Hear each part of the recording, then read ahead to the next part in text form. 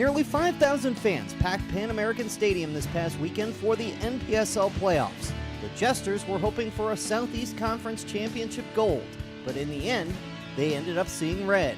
We have highlights of the semifinals and finals ahead. We will also announce our year-end Jesters Award winners.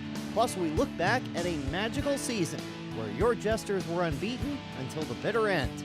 From joy to anger to sadness, our final Jesters Court runs the gamut of emotions. Next.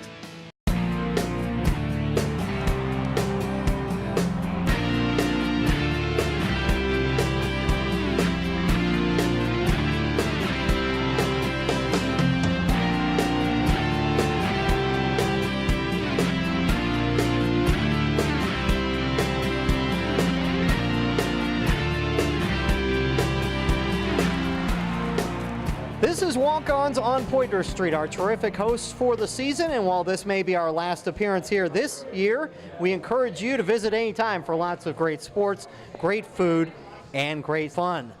Sad to say, this is the last time we welcome you inside for this edition of the Jesters Court. The head coach of the New Orleans Jesters, Kenny Farrell. Paul Boron with you, and Coach, there's an old adage that there's only one team at the end of the year that's happy, right? The champions. So we're obviously unhappy about the way things ended on Saturday night, but now that you've had a couple days to digest it, just tell me what this season has been like for you as a whole. Well, all the things we tried to accomplish, apart from winning the championship, bringing the community together, establishing the brand as the New Orleans brand of soccer, and getting people behind a winning team, which they were, and trying to get everybody to get behind. Look, we can be a great city for soccer. We should be a great city for soccer. We should be at the highest level. We're moving towards that, and I think we made major stepping stones this year and built, set a foundation for that to go forward. If we bounce off this year, and losing on Saturday night was tough for us, first loss of the season, but overall, there's many very high good aspects to look at going forward. And one of those things you just mentioned was an undefeated season, which meant the playoffs in the Southeast Conference would come through New Orleans. On Friday, it was the semifinals. Nashville knocked off Knoxville, and that set the stage for New Orleans versus Atlanta. Big crowd of more than 2,800 on hand, and this match was all about Jesters keeper Chad Collins in the 9th minute, just getting enough of this one to make a great save and tip it into the bar. 14th minute, John Evans with a free kick that goes just wide of the net. In the 39th minute, New Orleans takes the lead. A perfect cross from John Evans finds Tony Judice. He buries the header to give the Jesters the lead. From there, Collins would make it stand up. 44th minute, he goes up and gets this long Atlanta opportunity. Then in the 57th minute, knocking down this rocket. And in the 79th, fighting off a beautiful Silvermax opportunity. To stoppage time, and Dean Foster with a low blast from 30 yards out, but Collins dives to save that one. And then furious action in the final seconds, but Atlanta can't find the equalizer, and New Orleans advances. Atlanta are a great team. 3 times we played them, we beat them 3 times, but at the end of the day, every single one of the players battled from 90 minutes. Shout out to Tony again, it was a great goal, but from the front to the back, we defended and we come away with a 3 point. Talk about this team and the run you guys have been on and what it's meant to you. Oh, it's meant everything. Back home we play, 1 game a week, sometimes 2, but here it's been non-stop.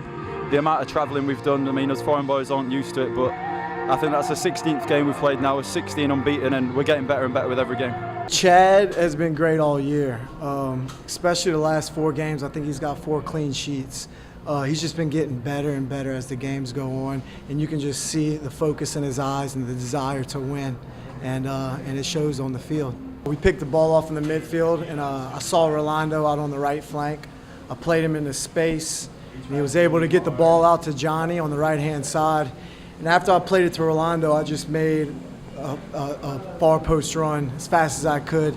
Johnny got his head up, picked me out far post, and I was able to finish it with a nice header. I've been on this team for 10 years now, and this group of guys, it's the best group of guys that I've played with.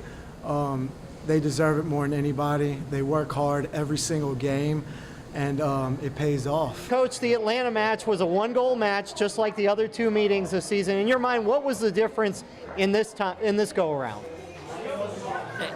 the difference in, well, let me start off by saying that I think Atlanta's probably the best team in the league. They were, you know, we beat them 3 times, and they were toe-to-toe games, and they were really pushed each other every time we played each other. We kept a clean sheet. I think they showed their talent in front of everybody on Saturday night. But I think even though we beat them 3 times, if I was to say over the season who was the toughest team we played, I'd say it's Atlanta Civil Base. So that third meeting with Atlanta set up that third meeting with Inter Nashville, and unfortunately for your Jesters, the third time was not the charm.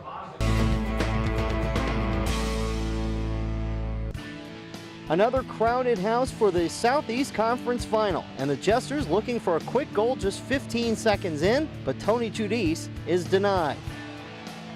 16th minute, Jesters nearly draw first blood as Nathan Heath rises up, but his header catches the bar.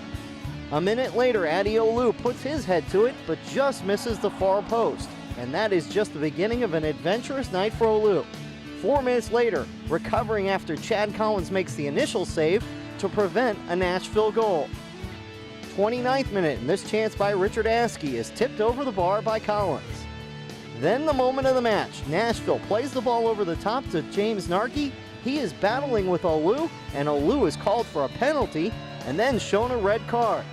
Liam Collins would step to the spot and beat Chad Collins, and Inter Nashville goes to the locker room up 1-0. So New Orleans is playing with 10 men, and Inter takes advantage in the 64th minute. Christian Gomez comes sliding in on the far post and knocks it in. 83rd minute, Jesters keep fighting to stay alive, but John Evans' header is cleared off the line. Then in stoppage time, Dean Foster adds one more as Inter Nashville FC wins the Southeast Conference crown. Literally, the ball came over, and as a centre back, I'm always covering my partner. So I covered Nathan. I let the ball bounce. I got my body in front of it. As I got my body in front of it, he got in front of me, and literally he shot. As he shot, I tapped him on the shoulder. He went down. Then literally, and 20 seconds later, the ref pulled the penalty. So I thought if the advantage is gone, then that's it. You know, at least yellow card, because he's had a shot. The keeper saved the ball, but obviously the ref has been on us the whole night. So give it to him, fair play to him, and just took me off, set me off straight red. I don't think it was a straight red at all, but I'll take it and move on.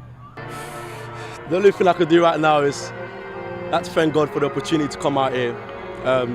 What an opportunity. I would love to thank Dana and Kenny for giving us the opportunity to come out here. Literally, the backroom staff from Tando, Fabian, Fabi, literally everyone has put in so much work for us boys. Just to give them, you know, unbeaten season at least. And to end it like this is such a shame, but we're strong boys. We're going to come back next year and we're going to be stronger. So I'd like to just the fans to come back next year and expect a big season from us. And hopefully we can do well. And fair play to Nashville, give it to them, champions. Good luck to them for the rest of the season. I know this is always a hard question when the season comes to an end, but can you just talk about how magical this season has been as a whole up until this point? Wow. Like, it's the first time me being in America and traveling all over the city, from Atlanta to Nashville, Chattanooga. It's magical. Like, literally the hotels, from the treat we've had from Kenny and Dana, from literally just traveling like 6 hours journey. I've never traveled 6 hours and we're still in the States. So all that's been magical, from playing in front of 2,000 fans.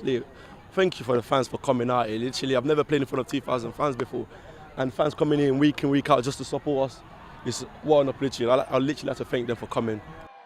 So, Coach, we'll go into the specifics of the penalty in our breakdown in the next segment, but just in general terms, obviously that's a huge moment in the match. It really changes the momentum. So where did things go from there once the red card was issued? Well, look, let's go back to the start of the game. We had 3, 4, maybe even 5 opportunities to score goals. It was a great save by the keeper. There was one hit the post. We were right in front of goal. We started off fantastic first 15, 20 minutes. It was going to be 0-0 at halftime, and then out of the blue, the referee sends the player off, gives a penalty, and, you know, it's a whole different ball game from there on in. So I wasn't really prepared for halftime because I never thought that was going to happen. That was about 30 seconds before halftime. So I'm really not prepared. I'm prepared for other stuff. I think it's 0-0. So going at halftime, we have to readjust. Now we're a man down and a goal down. I thought we'd be equal on players and equal on score, and I thought we'd go on and win the game. But It never happened that way. And to be fair, I'll give the credit to the players. They knew they were a man down. It was the second game in 2 days, which is not usual for soccer. And they had one cleared off the line, and actually two cleared off the line, one off the post. And they got, to be fair, Nashville, second half, both their goals were counterattacks. They had 3 or 4 of them in the second half. We handled them. But I thought we dominated with 10 men in the second half, to be honest with you. So I got to give the players credit. But football's football. It's hard to score.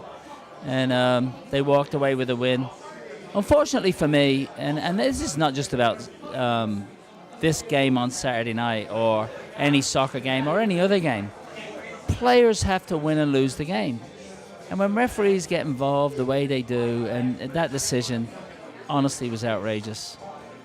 And it's, we've had him before, and he's made an outrageous decision before, which I think everyone in the world saw. It just deflates you. It's like, I don't really know what to say about it. It's like you got to have referees, but this was ridiculous. Yeah. And we're going to get into a lot more on that penalty and the ensuing red card in our next segment on the Coach's Breakdown. And also coming up next, we announce our postseason award winners when the Jesters Court returns. This edition of the Jesters Court is presented by Heineken. Open your world. By Rockin' Bowl. Also by Design the Planet. Dream, brand, evolve. And by Walk-Ons. Everyone needs a little playing time. I wasn't born in America, and arriving here wasn't easy for me. They didn't even say my name right. I thought I'd never fit in. But over time, I gained their respect, and that respect turned into admiration. Admiration into love. And the world better be ready, 'cause I'm an American now. My name is soccer. Welcome back to Walk-Ons on Poydras Street. It's time for our Coach's Breakdown presented by Heineken. We're going to look at a play from each of the matches over the weekend, and we're going to start with Tony Giudice's goal against Atlanta. This is brilliant, and it starts in the back. Yeah. So we've been training during the week, and we've been looking at Atlanta, really preparing for the game. And I had told the lads that, they love to play combinations on the edge of the box, be patient and steal it when they give it up. And I said, when we win it, go as far up the field with, as we can, which was Johnny Evans, who had come wide. Yeah, so, and we got there very, very quickly. Well, they're all in recovery. And, the run to the back post from Giudice was brilliant, and the finish was excellent. And you could see that even if Johnny didn't get there, Mason was coming in behind him to finish it. This is stuff that we talked about during the week, and we knew we could beat them this way. And we knew their runs. All I can say is it was excellently executed, and probably one of the best goals of the season, in my opinion. All right, so that's the key play from Friday. Now the key play not only from Saturday, but really the key play now as we look back at the season. And it is this penalty kick and yellow card call. And, Coach, we're going to look at it at real speed. Then we'll slow it down. I want you to tell me what you agree with on the call and what you disagree with. Okay, so they sent a 50-yard ball in. It beats the 2 central defenders. It doesn't look like too much trouble here. You got 2 central defenders, but he does break, and he shoots. So there was no goal-scoring opportunity really denied because the shot is on target. It's a great save by the goalkeeper. The referee, because it's a counter-attack, not a counter-attack, but because it's a 50-yard ball, isn't close enough. He starts in midfield. So there's jostling going on there, right? Maybe our guy's fine. You never know. But the thing about it is, he gets the shot off, he's done brilliantly, and even if the referee wanted to justify a penalty kick, which I don't think in this magnitude of a game that should happen, the shot got off, everything else.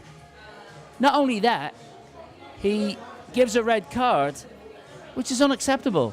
This guy 2 years ago did the same thing in Chattanooga. He tried to figure out a way to make a decision by the rules of the game. So he'll say, he impeded a goal-scoring opportunity. Come on, let's be serious. At the magnitude of this game, it became about the referee. It's unacceptable. I don't care what anybody says. This referee absolutely became the biggest story of the game, which should never be in the final of the game. It shouldn't happen. I have no excuses. I have no excuses for him whatsoever. I know what the rules of the game are. And this should not have happened. Even I would leave an acquiesce that if he gave the penalty and we went 1-0 down, to give him a red card is ridiculous. Well, it was certainly a discouraging way for the season to come to an end. But as we mentioned, it's been a magical season, and it's time to give out our year-end awards. These are presented by Rock and Bowl and Ye Olde College Inn, and we want to refresh your memory from a week ago. These are the nominees for the postseason awards.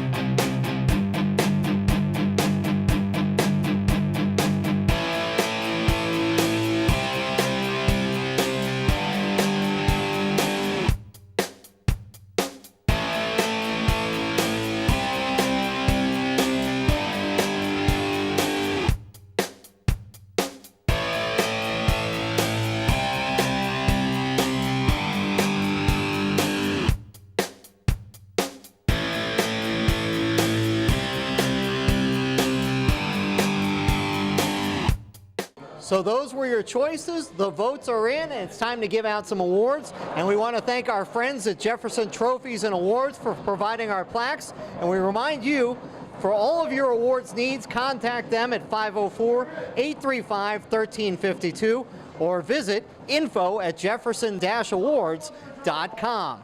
And we start with our winner for Save of the Year, and it is Chad Collins. Chad for Collins. Save stoppage time against Chattanooga. A terrific save. You just saw it there.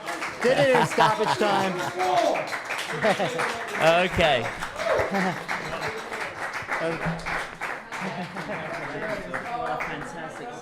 All right, Chad. Well, the votes were in on your save and stoppage time against Chattanooga. Do you remember the save? Take me through it as that match was coming to an end. I mean, it was a long way back now, but Hit you in the chest. it just hit me, and I just happened to be in the right But place. you didn't at the right drop it time. either. It could have been No. followed up. I mean, Yeah. it wasn't just me that game. I mean, that was a crucial point in us leading us to win the game, win the season. But at the end of the day, yeah, it was a good save. But I mean, every save was as good as another, and it was just an important save. Talk about the season as a whole. What's it been like for you, and how you've developed over the course of the year? It's been a fantastic year for me, Kenny, all the boys, everyone involved, Dana, and I mean, from the very first game away at Shreveport, from there on in, we got better and better every game. Conditions were bad sometimes going away, pitches, but we dealt with it as a team. We moved on, we got better, and towards the end of the year, I mean, we're unlucky the way we went out the other day. No one wants to lose like that, but I'm proud of all the boys and everyone involved. That's Chad Collins, your winner for 2017 Jesters Save of the Year. Well, next up is our goal of the year, which was a tight vote on Twitter, but decisive in the Royal Courts Roundtable. But the winner is Tony Giudice for his spectacular goal early in the season against Georgia. Tony unable to be with us, but we will get him his award. So finally, we come to the Most Valuable Player Award. And yeah, you helped me select the choices, and this was an interesting vote because John Evans, our goal-scoring machine, won the vote on Royal Courts Roundtable, but overall, the winner, but with the Twitter votes and the Royal Court Roundtable, is right back Curtis Thorne. So Curtis, come on up. Congratulations. All right, Curtis. Well, first of all, just talk about your season and this award.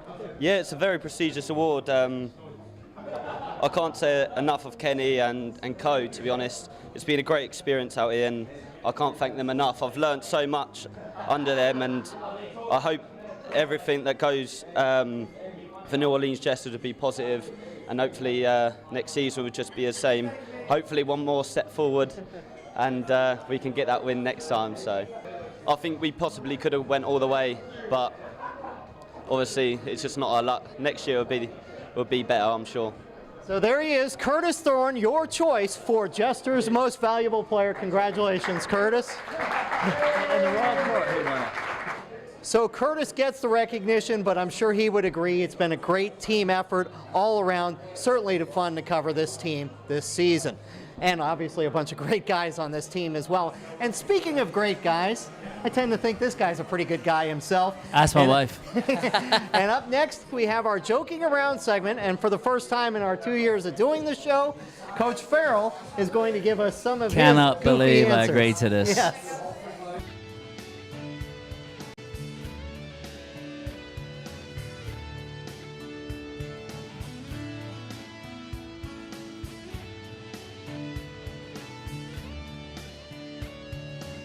You gotta prove yourself to make it in America. It doesn't matter where you came from. I heard that I'd never make it, but I proved them wrong. My name? You can call me Soccer.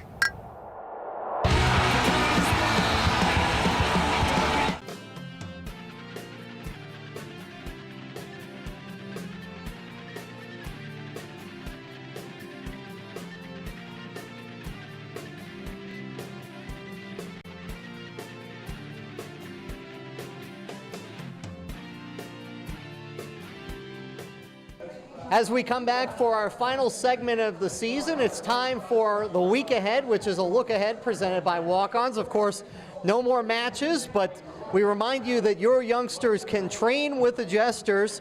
For info, visit nolajesters.com/kidsport/camps for dates and information.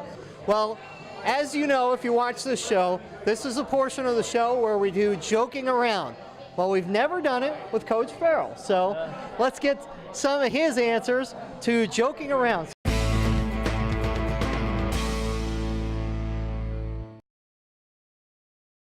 I'm going to expand because I'm the coach and I can, right? I love John Wayne and Maureen O'Hara working together. I love The Quiet Man.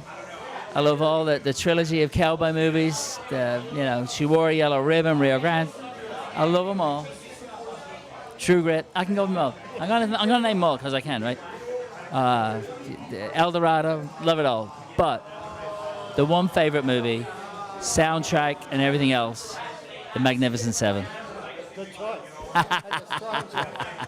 John Wayne wasn't in it, but Yul Brynner, great job. What a movie. One show that I used to, when it comes to favorite shows, it's one show I used to sit with my mum and dad and watch on a Saturday evening at home. It was called Hello, Hello. And it was a European show. It was so funny. It was a sarcastic show about World War II and occupied France. And the funniest thing I ever saw, and I would bend over laughing all the time. What is your name? You know his name! There are distinct guidelines in the manual of interrogation. Use them. Of course, General. Yes. Right. Well, now listen to me carefully and understand this. We know everything. In that case, can I go? No, you may not go. Ask him about the mounds of Earth. Of course. What about the mounds of Earth? What mounds of Earth? Be after questions! But I don't want to leave out Steptoe and Son, which you don't know what I'm talking about, right? Freaking hilarious, by the way. And it was about a rag and bone man in Shepherd's Bush in London, and a story between a father and a son. I love comedies. Anything that makes me laugh, I like. I think they talk to the celebrities and say, you look like Kenny, to be honest with you. Favorite thing to eat? Fish and chips. Lots of vinegar. Oh, I'm with you on Lots the of vinegar. vinegar. Gotta Fish have a and lot of chips. vinegar. Yeah, beer battered fish and chips. Love it. Oh, I'm with you. All right. By the way, don't forget shepherd's pie. You gotta have a bit of shepherd's pie. Oh, so one side of my family growing up in Dublin, and Dublin wasn't as as big as it is now, and they used to work in the cattle industry, right? So they'd shift cattle all over the country, and we go and pick up cattle at farms, put them on trucks, and drive them across the country. And when I was about 12, 13, 14 years old, really young, they'd come to my door, and my mum would kick me out of the house at 5:30, 6 in the morning, and I would go with them. I would smell like cow poo, I suppose. At the end of the day, they'd drop me off, and I could be all over the country delivering cattle, and I think the cattle hated me. I was scared, so scared of them, but I had to do it. I had to do it, and I would get 50 pence a week for it. 50 pence, half a dollar I would get a week for doing that. Worst job in the world. And my Uncle Jimmy was the guy that used to pick me up. So, making breakfast. Oh yeah, making breakfast. I'm the best karaoke singer probably in the world. In the world. Yeah, you get a few beers on me and I've put heard me you up on that sing. stage. I don't know. Oh, you haven't been there at the right time. I guess not. You know? Or maybe I haven't had enough drinks in me to appreciate it. Maybe that's what it is. Oh, my baby, my wife, spring water. I need a spring. There she is. This is the most important one. Say hello. This is the most important one. I need my baby and my wife, some spring water. I need a stud bull, a few cattle, and fertile ground that I can grow some food. I'll be as happy as what they say, a pig in Yes. poo-poo. But this one is a good first choice. She might need a little more. What do you think? Awesome stuff. Great That's stuff, my Coach. girl, Dara. And good stuff from your team all season long.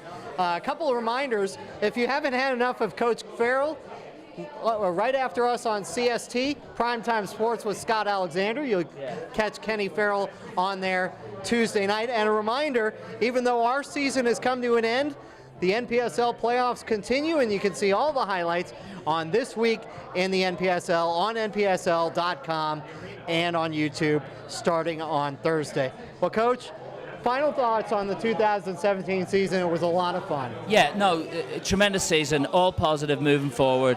Great foundation, community came together. The unsung heroes, and I think our players understand this, is one, Dara, but two is, the volunteers and the staff that never get any credit.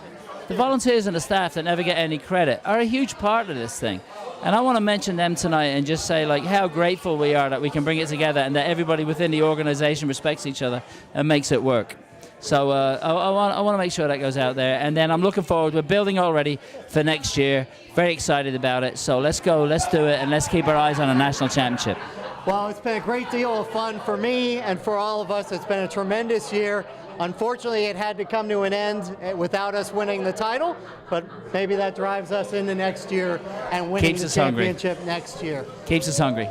For Coach Kenny Farrell, Paul Boron saying so long for the final time from Walk-Ons.